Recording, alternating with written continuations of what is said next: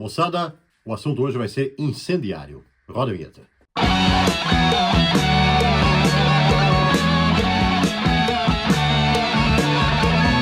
Saudações pesadas, moçada, o seu peso do dia chegando para pôr muito mais peso em sua vida. E, como faço sempre antes de falarmos do assunto de hoje, peço para você que ainda não se inscreveu, que vai lá, que o faça, deixa lá a sua inscrição, deixa o seu like para ajudar o canal aqui crescendo devagarinho, beleza?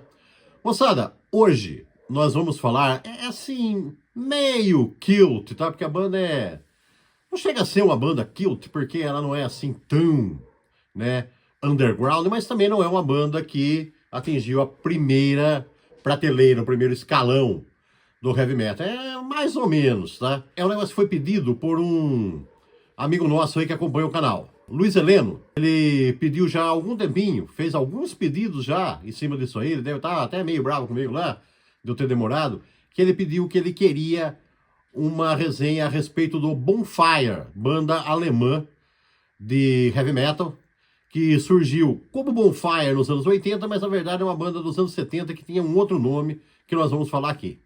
Então aí eu já agradeço, né, de antemão ao colega Luiz Heleno aí que está sempre assíduo aí no canal, sempre participando, sempre dando sugestões interessantes.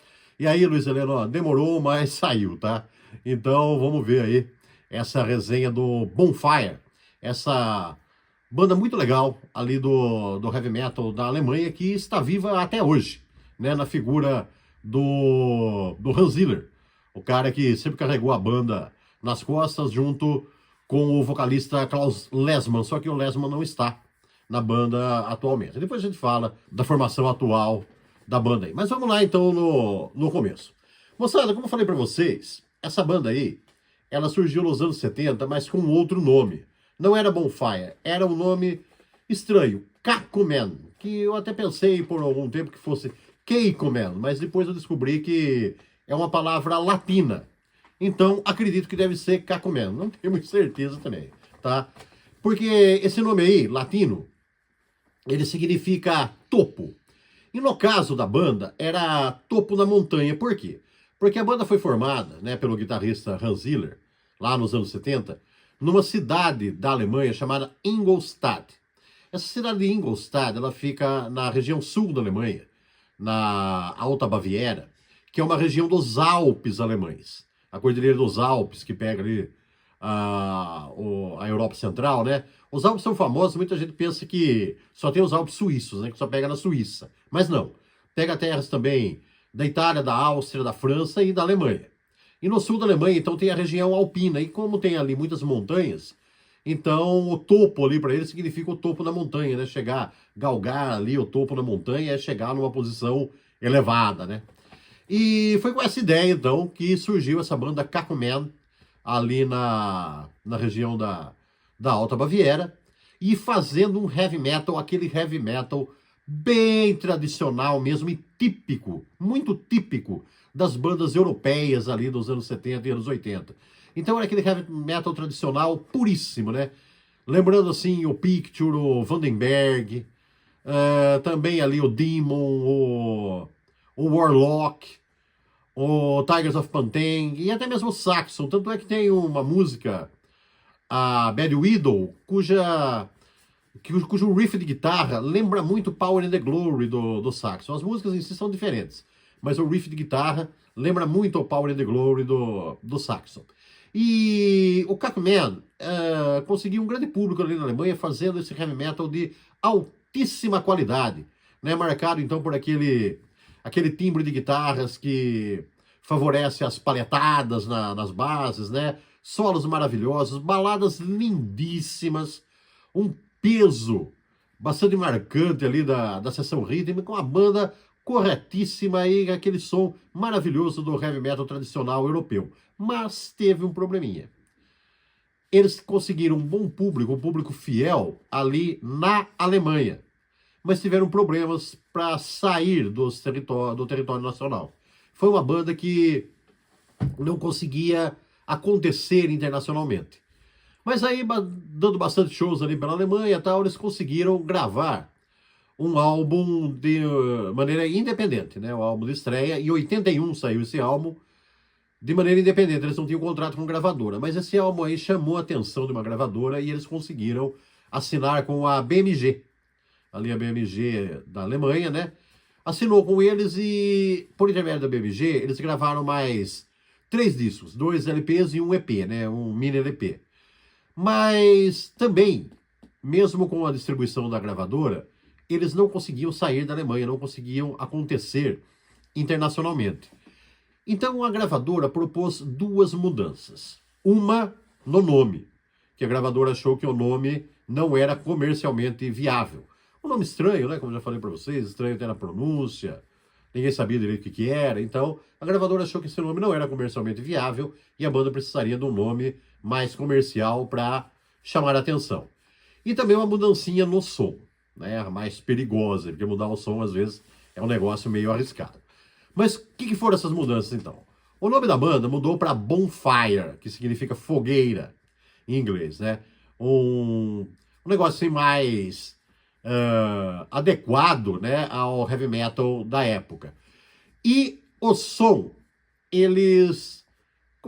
Assim, os maldosos falam que comercializaram o som, mas não é bem isso. Eles tornaram o som um pouco mais acessível, um pouco mais comercial mesmo, mas sem perder a qualidade. Porque aquele heavy tradicional fantástico que eles faziam, eles adicionaram pitadas de hard rock. E ficou muito legal. Eles continuaram com aquele som maravilhoso, só que aí eles ficaram um pouco mais parecidos assim com o Victory, com o Fastway, até mesmo com o Def Leppard, um pouco aí, né? Então ficou aquele hard and heavy que fazia bastante sucesso no início dos anos 80. E em 83, eles lançaram então o primeiro disco com o novo nome, né, com o nome de Bonfire, que se chamou Don't Touch the Light.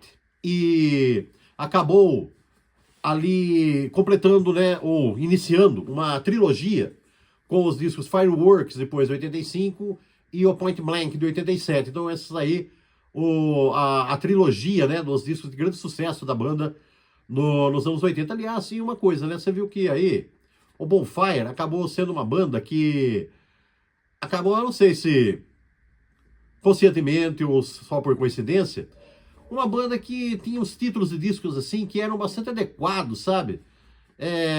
Ao que eles faziam, tá? Porque o primeiro, né, Don't Touch the Light, né, não tocar a luz da fogueira, né? O segundo, Fireworks. E depois, mais pra frente, quando o último disco antes da banda dar uma parada, que a banda deu uma parada, eu vou falar pra vocês mais pra frente. O último disco antes de dar uma parada se chamou Knockout. E o outro depois, né, quando eles voltaram, principalmente com a volta dos seus 2 sustentáculos aí, que nós vamos falar, foi titulado Feels Like Coming Home. Então, alguns títulos sintomáticos aí, dependendo da situação da banda, né? Mas então, a banda lançou esse disco aí, Don't Touch the Light, depois aí o Fireworks e o Point Blank ali nos anos 80, e aí veio o reconhecimento internacional, né? O que a banda não tinha conseguido ainda sair ali da Alemanha, com o heavy tradicional lá do Cacoman, com o Hard and Heavy do Bonfire, a banda conseguiu se lançar ao circuito internacional. Então o que era esse circuito internacional? Aquilo que era comum às bandas metálicas dos anos 80. A Europa, né, o restante da Europa, principalmente o Reino Unido, né, os Estados Unidos e o Japão, né, e até algumas incursões ali para a Oceania de vez em quando. Então aí a banda teve excursões importantes, né, ao lado de ZZ Top, do Judas Priest e de outras bandas importantes aí, mas sempre uma característica, eu não falei ainda, mas vou falar agora, uma característica que nunca deixou a banda, as mudanças de formação sempre foram uma constante, né? Tanto é que os 2 músicos longevos e que se tornaram os sustentáculos da banda foram o guitarrista fundador Hans Zimmer, e o vocalista que entrou logo no início ali também, o Klaus Lesman. Então, com essa dupla dinâmica aí, com outros grandes músicos aí, né, gravitando pela banda, a banda foi muito bem até o final dos anos 80. Mas aí começaram alguns problemas. Em 89, um golpe até meio difícil para a banda, viu? Porque o fundador e carregador de piano do grupo, o Hans Zimmer, acabou saindo do grupo. Por quê? Porque ele se desentendeu com o pessoal da gravadora.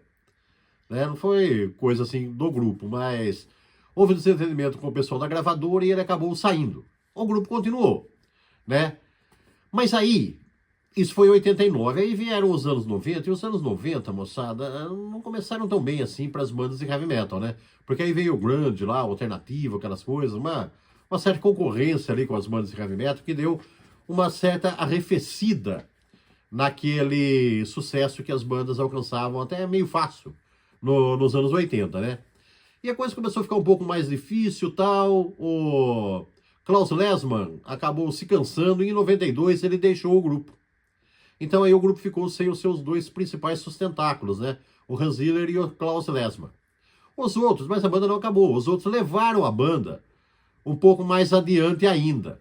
Mas em 94 a banda parou. Então a banda tinha lançado o disco Knockout em 91. E em 92 teve a saída lá do Klaus Lessmann. E em 92 a banda parou. Mas e os outros dois caras? O Klaus Lessmann, quando saiu, né? Porque aí, né, quando ele saiu em 92, houve uma bifurcação, né? Uma bifurcação ali na banda. Porque, de um lado, a banda continuou, como Bonfire. E do outro lado, o Klaus Lessmann, ele se aproximou do Hans Zimmer.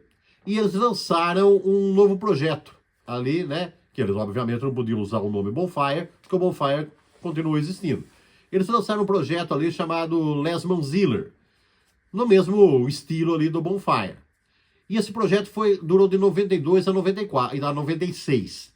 Porque em 94, quando o Bonfire encerrou a sua... Tem um tempo, né? Parou, se separou, encerrou um pouco ali sua carreira. O Lessmann e o Ziller, eles se interessaram por, de novo, revitalizar a banda. Só que aí eles não tinham direito mais ao nome, né? Porque quando eles saíram, o nome da banda ficou preso lá aos demais músicos. Quando os demais músicos debandaram, ficou preso ali a gravadora.